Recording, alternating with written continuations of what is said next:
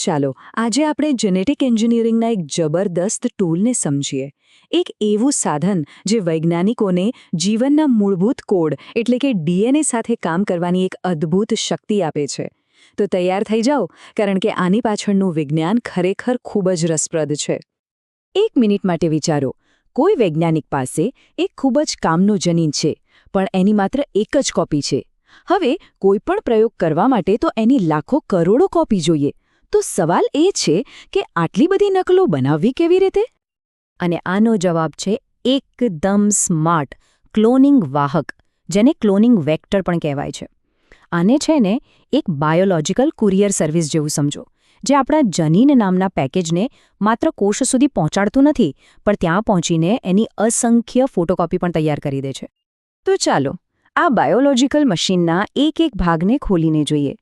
શરૂઆત કરીએ એના એન્જિનથી. આખરે આ કોપી બનાવવાની પ્રક્રિયા શરૂ ક્યાંથી થાય છે?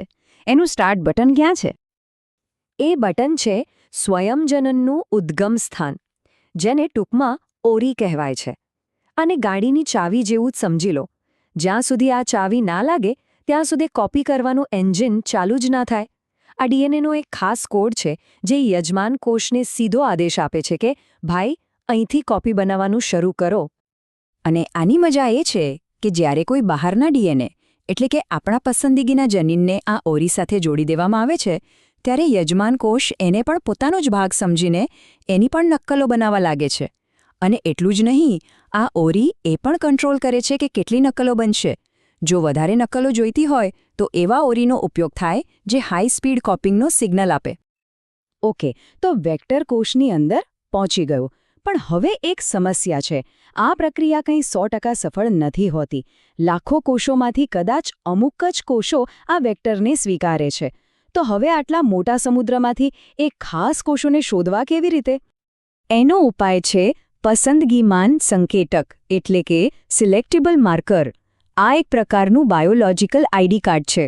આ વાહક પરનું એક એવો ખાસ જનીન છે જે આપણને એવા કોષોને ઓળખવામાં મદદ કરે છે જેમણે સફળતાપૂર્વક વેક્ટરને ગ્રહણ કરી લીધું છે.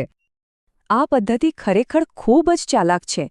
સામાન્ય રીતે આ સંકેતક એવું જનીન હોય છે જે એમ્પિસિલિન જેવી કોઈ એન્ટીબાયોટિક સામે રક્ષણ આપે.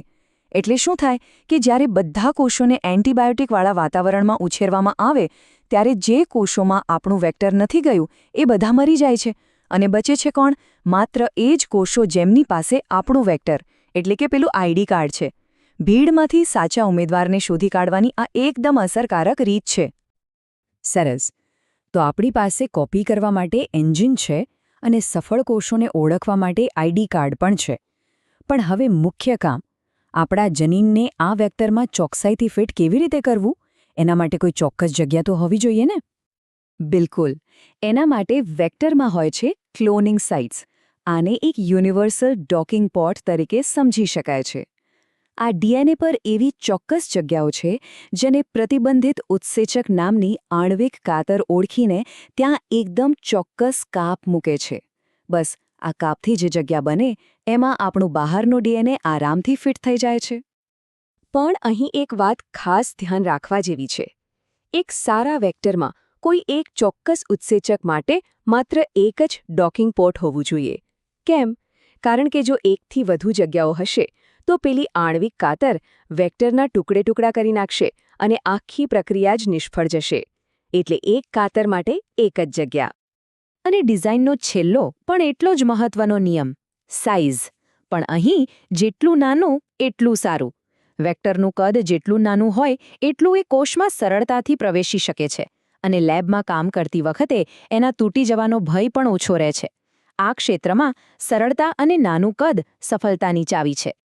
તો આ હતી એક આદર્શ ક્લોનિંગ વેક્ટરની બ્લુપ્રિન્ટ. પણ શું આ ટેકનિક માત્ર બેક્ટેરિયા પૂરતી જ સીમિત છે? ચાલો જોઈએ કે વાસ્તવિક દુનિયામાં આ ટેકનોલોજીનો ઉપયોગ ક્યાં ક્યાં થાય છે. જવાબ છે બિલકુલ નહીં. આ ટેકનોલોજીની પહોંચ ખૂબ જ વિશાળ છે. વનસ્પતિઓમાં જનીન પહોંચાડવા માટે વૈજ્ઞાનિકો કુદરતના જ એક એન્જિનિયર એગ્રોબેક્ટેરિયમ નામના બેક્ટેરિયાના ટી પ્લાઝમિડનો ઉપયોગ કરે છે. અને પ્રાણી કોષો માટે તો રેટ્રોવાયરસ જેવા વાયરસને જ મોડિફાઈ કરીને એક સુરક્ષિત ડિલિવરી વાહન તરીકે વાપરવામાં આવે છે. તો ચાલો એક ઝડપી રિકેપ કરીએ. ઓરી એટલે સ્ટાર્ટ બટન, સિલેક્ટેબલ માર્કર એટલે જીપીએસ ટ્રેકર, ક્લોનિંગ સાઇટ એટલે ડોકિંગ પોર્ટ અને નાનું કદ એટલે સરળતા અને કાર્યક્ષમતા. આ 4 મુખ્ય લાક્ષણિકતાઓ મળીને એક પરફેક્ટ ક્લોનિંગ વેક્ટર બનાવે છે. આજે આપણે ક્લોનિંગ વેક્ટરના દરેક ભાગને છૂટો પાડીને સમજ્યો, પણ આ તો માત્ર તેની રચનાની વાત થઈ. PBR322 જેવા અસલી વેક્ટરમાં આ બધા ભાગો કેવી રીતે એકબીજા સાથે મળીને કામ કરે છે એ જાણવું તો એનાથી પણ વધુ રસપ્રદ છે, ખરું ને?